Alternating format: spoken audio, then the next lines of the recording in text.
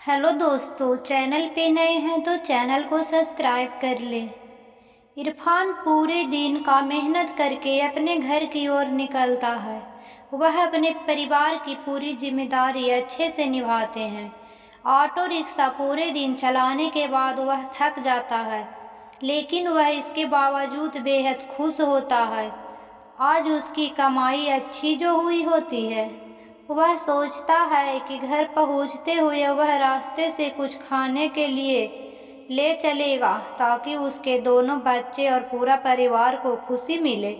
इरफान अपने परिवार से बेहद प्रेम करता है।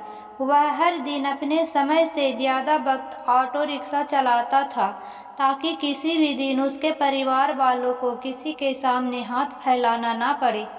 आज इरफान को बहुत फ़ोन आ रहे थे। यह सब फ़ोन उसके घर से आ रहे थे। इरफान के बच्चे उसे फ़ोन करके जल्दी आने को कहते, क्योंकि वह अपने पापा के साथ उनका जन्मदिन मनाना चाहते थे। इरफान के बच्चे इरफान को लगातार 2 घंटे से फ़ोन कर रहे थे।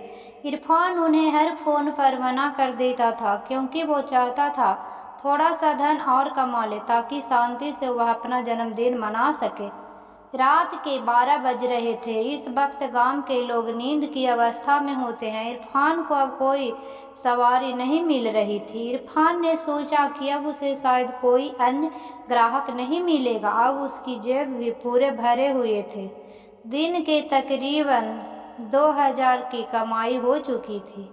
अब वह अपने घर की ओर निकल रहा था। उसने अपने होठों के दोनों कोनों को खींचा हुआ था। वह बेहद खुश था। वह रास्ते में ढाबे से कुछ खाना भी लेकर जाने को सोच रहा था। रात के वक्त होने के कारण वह अपनी तेज रफ्तार में ऑटो दौड़ा रहा था। यह रास्ता उसके घर की तरफ शॉर्टकट था। वह ऑटो को हवा से बात करवा रहा था। तभी अचानक से एक तेज रोशनी उसके आंखों के सामने पड़ी, और वो खुद को बचाने के लिए ऑटो को हैंडल को दूसरी ओर किया। अंधेरा होने के कारण उसे यह मालूम न चला कि उसका रास्ता अब बदल चुका है।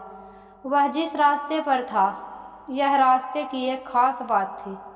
वह यह थी कि इस रास्ते से इरफान का गहरा संबंध रहा था। 20 साल पहले वह इसी रास्ते से गुजरा था। इरफान को उस रास्ते में घुसते ही अजीब सी ध्वनि सुनाई देती है। उसे अपना वही सफ़र फिर से याद आने लग जाता है। वह इसी दिन 20 साल पहले आया था। रास्ता बेहद सुनसान सा था। वह आगे जल्दी बढ़ रहा था। तभी अचानक से उसको ऑटो रिक्शा के सामने एक लड़की आ गई। लड़की की शक्ल देख इरफान बेहद घबरा गया। इरफान की आंखें बंद हो गई। उसके आंखें को रगड़ा और फिर से आगे की ओर देखा, परंतु इस बार वह लड़की नहीं थी। उसी वक्त इरफान के कंधे पर उसी का हाथ आता है। उसी लड़की का हाथ आता है। वह सर्द हवा में भी पसीने से भीग जाता है। वह लड़की उसे बोलती है, भैया आगे की तरफ चलेंगे? इरफान डरते हुए जवाब में ना कह देता है। वह कहता है, मुझे अपने घर की ओर जाना है। वह लड़की फिर कहती है, मैं आपके घर तक पहुंचा दूंगी। इरफान डरते हुए उसे बैठा लेता है। वह अपना फ़ोन निकाल कर अपने घर फ़ोन करने की कोशिश करता है, परंतु उसके फ़ोन में नेटवर्क नहीं आ रहा होता है। लड़की उसे कहती है, यहाँ फ़ोन नहीं चलता। इरफान इस वक्त हद से ज़्यादा घबरा जाता है, जब उसे मालूम पड़ता है कि जो लड़की उसकी ऑटो में बैठी होती है, उसकी तस्वीर आगे शीशे पर नहीं दिख रही है। इरफान उस लड़की को देखने के लिए पीछे मुड़कर देखता है, तो उसका ऑटो से ध्यान भटक जाता है और उसका ऑटो एक विशाल वृक्ष से टकरा जाता है। इसमें इरफान की मौत हो जाती है। इरफान के घर का माहौल बेहद चिंतित रहता है। पूरी रात इरफान की कोई खबर नहीं मिली होती है। फ़ोन भी नहीं लग रहा होता है। इरफान के बच्चे और इरफान की पत्नी बेहद चिंता में रहती हैं। तभी उसका एक पड़ोसी उसके पास आता है और इरफान की पत्नी को अखबार दिखाते हुए कहता है कि क्या कल इरफान संघड़ इलाके से आ रहा था? इरफान की पत्नी कहती है, उसे नहीं मालूम, लेकिन यह इरफान नहीं हो सकते। वो गाड़ी भी कभी लापरवाही से नहीं चलाते।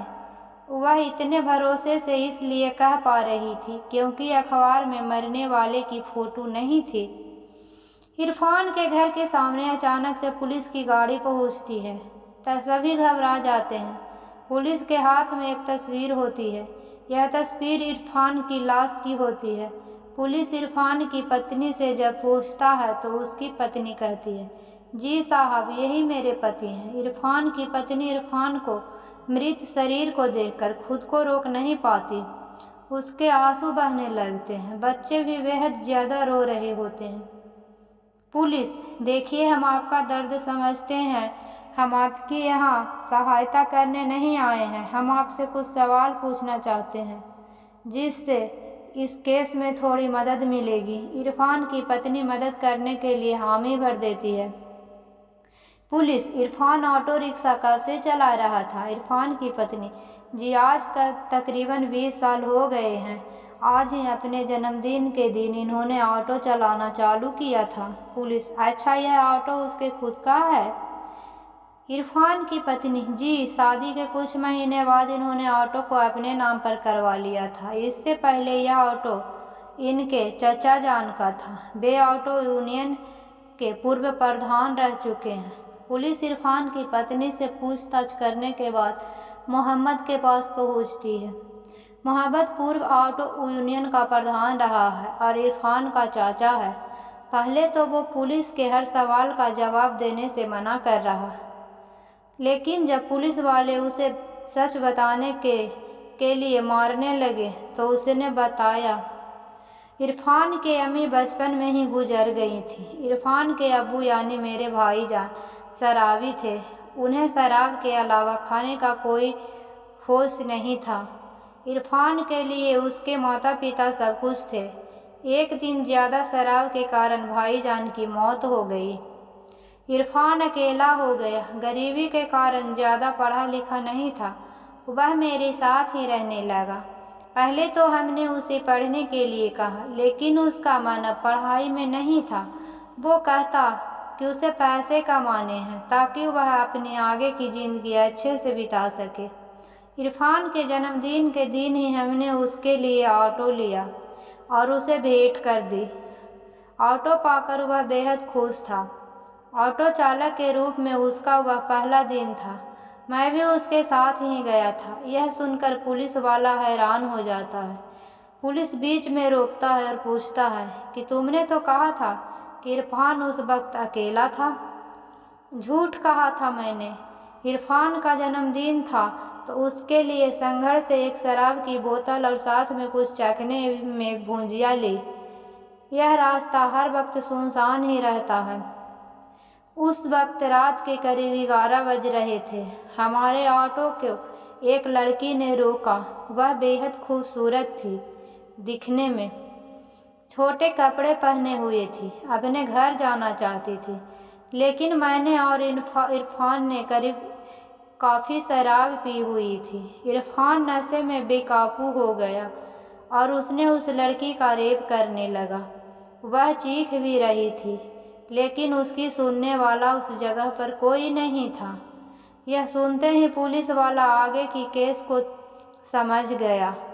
उसने उस लड़की की केस को फिर से खोला और मोहब्बत को फांसी की सज़ा मिली। इरफान को सज़ा तो खुद वह लड़की दे ही चुकी थी। तो दोस्तों, जैसी करनी वैसी भरनी। जैसा कर्म इंसान करेगा वैसा ही उसका फल वह भुगतेगा। तो कहानी अच्छा लगे तो चैनल को सब्सक्राइब करें और वीडियो को लाइक करें और अपने दोस्तों में शेयर करें।